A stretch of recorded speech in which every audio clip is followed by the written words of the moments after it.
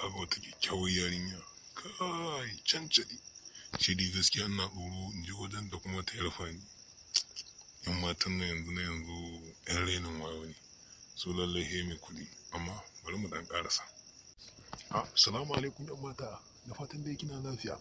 To su ne dai sunana Mr. Tom, za ki ce min toys ko kuma ki ce min toys, da fatan dai kina fahimta yan mata. A gare kina zo in kawo wani sako amma sakon alasa zai gamsar da ke, da fatan kina fahimta. Ya yan mata nan na magana kin shiru lafiya ko? Wai ku yan mazan nan, da kun yi budurwa ya kudanto wajen ta wai ku kan to wai kai yaushe ka girma ne ma har ka fara kiran yan mata. Kalla ba da burin daga gurin nan kana wani tsari na Allah. Daga magana ya haƙuri yan mata. Alhaɗa kowa da rabansa.